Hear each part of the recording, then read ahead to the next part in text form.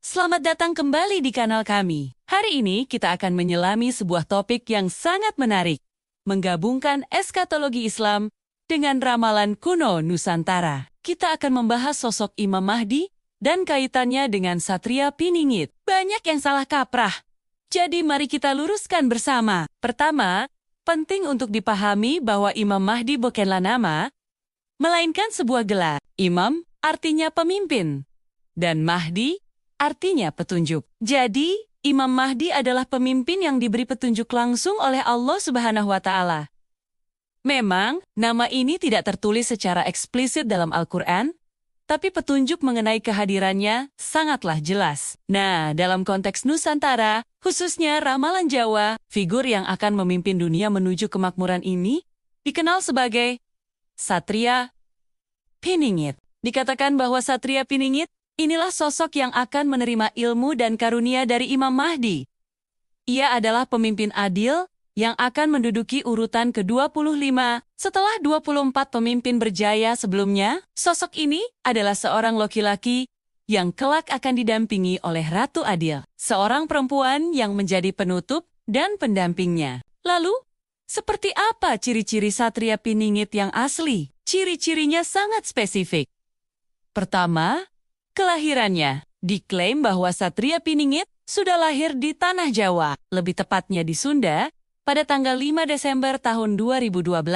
Angka 5 ini punya makna mendalam, merujuk pada filosofi Jawa Papat Kalima Panser, 4 bersaudara dengan yang kelima sebagai pusat atau pemimpin, dan juga merujuk pada surah Al-Maidah, surah kelima dalam Al-Quran. Ciri fisik yang paling menonjol adalah tanda di keningnya. Satria Piningit disebut memiliki tanda berupa angka 7 dalam aksara Arab, yang disebut syafa'atun, berwarna merah. Tanda ini uniknya juga dimiliki oleh 4 saudara kandungnya, melengkapi formasi 5 bersaudara tadi. Dari silsilahnya, beliau konon merupakan keturunan kerajaan Pajajaran, sekaligus keturunan Rasulullah SAW, dengan patokan tempat tinggal di sekitar barat Gunung Tangkuban Perahu yang dikelilingi oleh 3 mata air. Kemunculannya akan mulai dikenal luas pertama kali di Mekah dan Madinah, dan diprediksi ia akan mulai memimpin pada usia 40 tahun, membawa era kemakmuran bagi dunia. Yang menarik, orang tua dari Satria Piningit dan Ratu Adil adalah orang biasa. Mereka bahkan tidak menyadari bahwa anak-anak mereka kelak akan memegang peranan begitu penting dalam sejarah dunia. Namun, Satria Piningit tidak datang sendirian. Ia lahir berbarengan dengan musuh bebuyutannya, sosok yang disebut sebagai jelmaan Dajjal, bernama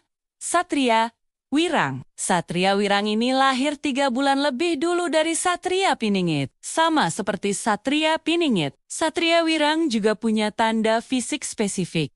Sebuah tanda bulat seperti angka 0 berwarna merah di keningnya. Tanda ini melambangkan simbol Dajjal yang bermata 1. Berbeda dengan Satria Piningit yang berasal dari keluarga sederhana, Satria Wirang berasal dari dekat Gunung Galunggung di Jawa Barat. Dari keluarga berada, bahkan disebut sebagai keturunan seorang tokoh ulama. Satria Wirang dikenal sangat cerdas dan pintar, tetapi kecerdasannya ini, sayangnya, digunakan untuk membelokkan akidah dan membuat banyak orang murtad dari agamanya. Dalam pertarungan spiritual yang akan datang, Satria Wirang akan memiliki pengikut yang jauh lebih banyak dibandingkan Satria Piningit. Pengikut Satria Piningit hanya segelintir. Namun, ramalan menegaskan bahwa Satria Wirang pasti akan kalah. Kekalahannya bukan karena kekuatan manusia, melainkan karena adanya campur tangan dan bantuan langsung dari Allah Subhanahu wa Ta'ala untuk memenangkan Satria Piningit. Ini adalah janji kemenangan bagi kebenaran. Sekarang, mari kita lihat kondisi dunia saat ini. Menurut ramalan, kita sedang berada dalam fase kekacauan, atau yang disebut juga fase Taimiyah. Fase ini ditandai dengan krisis sandang, pangan, dan papan yang meluas. Fase ini diperkirakan sudah berlangsung sejak tahun ke-2012. Prediksinya, fase kekacauan ini akan berlangsung hingga sekitar 31 tahun ke depan, terhitung dari tahun ke-2022, artinya, kemakmuran yang sesungguhnya baru akan kita rasakan ketika Satria Piningit mulai memimpin pada usianya yang ke-40 tahun. Ramalan ini juga sering dihubungkan dengan urutan kepemimpinan di Indonesia, yang dikenal sebagai Ramalan Notonegoro. Urutan ini merujuk pada nama-nama Presiden Indonesia. No, untuk Soekarno. 2, untuk Soeharto. Kemudian, ini menarik karena Nai merujuk pada Presiden keempat, kita, Abdurrahman Wahid atau Gus Dur, yang nama kecilnya adalah Abdurrahman Ad-Dakhil, dan dikenal juga dengan nama Rohmana. Sehingga, pas dengan suku kata na, setelah itu, kita sampai pada suku kata go. Go adalah pemimpin yang diprediksi muncul pada tahun ke-2024.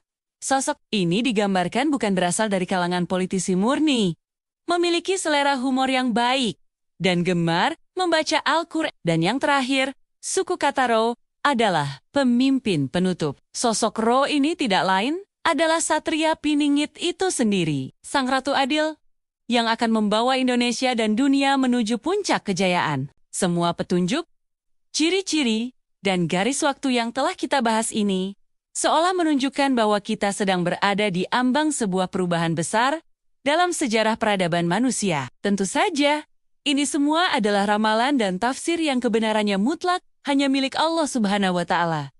Namun, ini menjadi pengingat bagi kita untuk selalu waspada dan mempersiapkan diri. Terima kasih sudah menyimak sampai akhir. Semoga informasi ini bisa menambah wawasan kita semua. Apa pendapat Anda tentang semua ini? Tulis di kolom komentar ya. Jangan lupa untuk like, share, dan subscribe agar tidak ketinggalan video menarik lainnya. Sampai jumpa di lain kesempatan.